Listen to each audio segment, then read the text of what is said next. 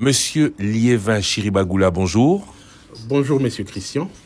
Vous êtes le conseiller fiscal du ministre des Finances. Vous êtes aussi en détachement au ministère des Finances, directeur de la Direction générale des impôts, la DGI. Alors, les Congolais sont nombreux à vivre en Belgique, tout comme les Belges sont nombreux à vivre en République démocratique du Congo. Mais que ce soit personne morale ou physique, où doivent-ils payer les impôts? Les deux gouvernements, belges et congolais, ont conclu une convention préventive de double imposition. C'est des pays en sigle. Que prévoit cette convention? Avant la conclusion de cette convention, chaque pays taxait selon ses propres règles. En République démocratique du Congo, en vertu du principe de la territorialité réelle des revenus, l'administration fiscale congolaise ne prélevait des impôts que sur les revenus de source congolaise, c'est-à-dire les revenus produits au Congo par des établissements stables situés au Congo et sur des biens localisés au Congo. La Belgique, de l'autre côté, taxait selon la règle du revenu mondial, c'est-à-dire que pour un résident belge, ces revenus sont taxés qu'ils soient produits en Belgique ou à l'étranger. Avec cette conséquence que lorsqu'on met en relation la Belgique et le Congo, les revenus produits au Congo par un résident belge devaient être aussi déclarés en Belgique, ce qui entraînait le risque d'une double imposition. Et donc, à travers la convention, les deux pays se sont mis d'accord pour asseoir des règles destinées à éliminer cette double imposition. Et donc, ils ont conclu la convention de 2007, qui a été ratifiée pour le Congo en 2011, et qui malheureusement n'est entrée en vigueur qu'en 2016, après sa publication au journal officiel. Alors que du côté belge, quelques temps après la signature, elle a été ratifiée et publiée au Moniteur belge pour être appliquée. Et donc, dans l'état actuel des choses, il faut se référer aux mécanismes prévus par la Convention pour savoir où est-ce que les revenus doivent être déclarés. Parce que si on devait parler du contenu de cette Convention, il faut dire qu'elle détermine d'abord son propre champ d'application, à savoir quelles sont les personnes auxquelles elle s'applique, qui sont les résidents de l'un des deux États auxquels elle s'applique. Ensuite, quelles sont les matières et les impôts qui sont concernés, qui rentrent dans son champ d'application. Et donc, la Convention prévoit de s'appliquer aux revenus qui sont produits en Belgique ou qui sont produits au Congo par les résidents d'un l'un ou l'autre pays. Est-ce que les revenus générés au Congo sont taxés au Congo et non pas doublement taxés en Belgique, ou celui qui génère du revenu au Congo, même si sa maison mère est en Belgique, paye ses taxes en Belgique? La Convention prévoit d'abord ce qu'on appelle des mécanismes de répartition des compétences entre les deux États. La Convention prévoit une première règle qui est la règle de la taxation par l'État de la source, c'est-à-dire l'État dans lequel les revenus est produit. C'est une première règle.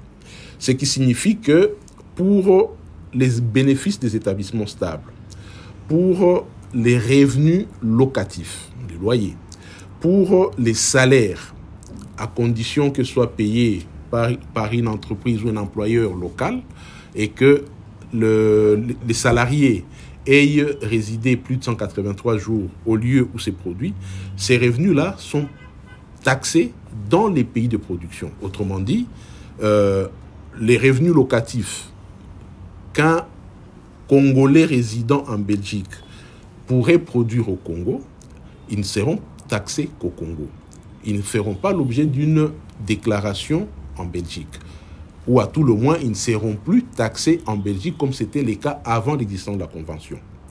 Alors, il y a d'autres revenus pour lesquels la Convention attribue la compétence à l'État de résidence. Ici, il s'agit tout simplement du cas de comment je dirais, du cas des plus-values. Là, les plus-values ou les redevances, c'est prévu que c'est dans le pays des résidences qui seront taxés. Les cas également des salaires, si les deux conditions que j'ai énumérées ne sont pas réunies. Là, ils peuvent être taxés dans le pays des résidences. Par contre, il y a des revenus pour lesquels la compétence est partagée, c'est-à-dire où les deux pays peuvent taxer. C'est le cas des revenus mobiliers, autrement dit les dividendes, les intérêts. Là, les deux pays ont le pouvoir de taxer, mais alors, comme il y a un risque de double imposition, vous vous imaginez qu'une société qui est au Congo, qui produit des bénéfices, ils sont déjà taxés au Congo, mais qui distribue des dividendes à sa maison mère en Belgique, il y a un risque que l'impôt mobilier a été retenu au Congo, que là aussi, on retienne encore le précompte. Alors, dans ces cas-là, la Convention prévoit des mécanismes. Et pour la Belgique, parce que c'est le cas en l'occurrence, pour la Belgique, ce sera l'exemption. Les revenus déjà taxés comme revenus mobiliers au Congo va être exclu de la base d'imposition en Belgique à concurrence de 95%. L'inverse ne pose pas encore problème, parce que jusqu'à présent, le Congo applique toujours la territorialité réelle. Mais attention, il y a une nouvelle loi qui a été adoptée et promulguée par les chefs de l'État. C'est la loi sur l'impôt sur les revenus des personnes physiques. Là, on va aussi passer à la règle de la taxation du revenu universel ou du revenu mondial, et donc le problème se poserait. Mais la Convention prévoit dans ces cas-là une modalité d'évitement de la double imposition, qui est au fait la règle de l'imputation, c'est-à-dire que dans cette hypothèse, les précomptes payés en Belgique pourraient être pris en compte ou déduits de l'impôt mobilier calculé au Congo. Donc, vous comprenez que c'est des mécanismes un peu plus complexes. Comment l'entreprise belge ou congolaise qui obtient un marché ou des revenus dans l'autre pays est taxée? La question est très importante. Comme je l'ai dit, il faut se référer aux règles prévues par la Convention, parce qu'il n'appartient pas à l'entreprise elle-même ou à la personne physique de dire où elle doit payer, sur quoi elle doit payer. C'est la Convention qui le prévoit. La notion la plus importante ici, c'est la notion d'établissement stable.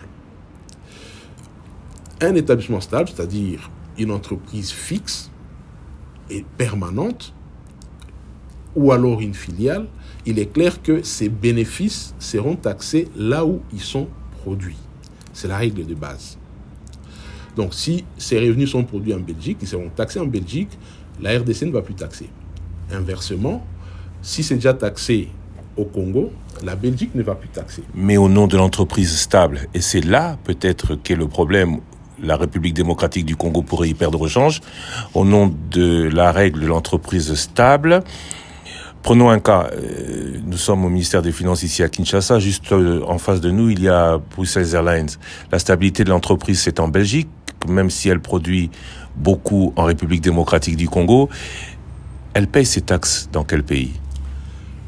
Effectivement, la Convention règle ce problème-là. Je vous ai dit, lorsqu'il s'agit d'un établissement stable, les revenus sont taxés au lieu de production, à la source. La Convention prévoit que pour les bénéfices qui sont produits de l'exploitation en trafic international des aéronefs ou des navires, c'est plutôt le pays de la résidence. Donc, si on applique la Convention, pour les cas de SN, ça devrait être en Belgique pour ce qui est des revenus. Cependant, il y a ce qu'on appelle les conventions mère-fille. La mère société de stable en Belgique crée une filiale fille qui ne doit pas payer ou laisser son passif dans le pays de production, mais payer ses taxes dans le pays où est installée la société mère. Est-ce qu'avec cette CDPI, cette convention, et toutes ces petites, on va dire, le commun des mortels ne va peut-être pas comprendre, mais il est clairement établi que la Belgique s'investit plus dans ce cadre en République démocratique du Congo que le contraire. Est-ce que cette CDPI ne profite pas plus au fisc belge qu'au fisc congolais? Bon, là, il y a plusieurs questions à la fois. À qui profite la convention? Et puis la question de de la relation entre une entreprise mère et une entreprise filiale. Comme je l'ai dit, une entreprise filiale a sa propre personnalité juridique. Elle est donc taxée au lieu où elle produit les revenus. Ça ne pose pas problème. La pratique que vous voulez relever, c'est la pratique de l'évasion fiscale qui est utilisée par des multinationales afin de transférer les bénéfices vers la maison mère. Il y a plusieurs mécanismes qui sont utilisés.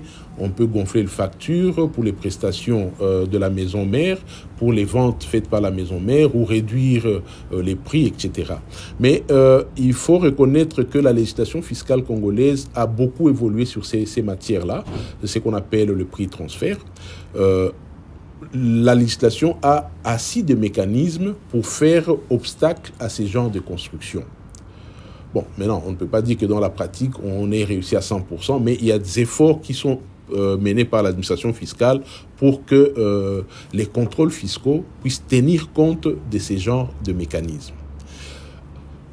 Ce n'est pas une question qui relève exclusivement de la Convention. C'est la législation nationale qui les prévoit. Alors, la question, mais à qui ça profite? Est-ce à la Belgique? Est-ce à la RDC? Je crois qu'on ne devrait pas réfléchir en ces termes-là, parce qu'il me semble que les deux parties sont gagnantes. Pourquoi? Vous imaginez un Congolais qui est en Belgique, c'est souvent le cas, et qui construit un immeuble au Congo, il bénéficie des revenus locatifs. Si la convention n'était pas d'application, qu'est-ce qu'il y aurait? Ces revenus locatifs congolais, taxés déjà au Congo, devaient être déclarés aussi en Belgique. Mais avec la convention, il est prévu qu'ils ne doivent plus être taxés en Belgique. Ça signifie qu'on encourage, dans ce cas-là, les investisseurs belges, les résidents belges, à investir au Congo. Parce qu'ils n'ont plus à craindre la double imposition comme ça se faisait avant. Donc, on y gagne. Du moment que ces entreprises peuvent investir librement, rapatrier leurs dividendes et ne pas y payer doublement, je crois que les deux parties sont gagnantes. Donc on ne peut pas dire, c'est vrai, on peut le craindre en disant il y a très peu d'entreprises congolaises qui ont des activités stables en Belgique, il y a très peu. Mais l'inverse est vrai. Et donc on encourage quand même l'investissement vers la RDC. Donc on y gagne quelque part. Monsieur Lévin Chiribagoula, je rappelle que vous êtes conseiller fiscal du ministre des Finances, directeur de la DGI, Direction Générale des Impôts. Je vous remercie. C'est moi qui vous remercie pour votre intérêt pour cette matière. Mais je voudrais quand même attirer l'attention sur un point important.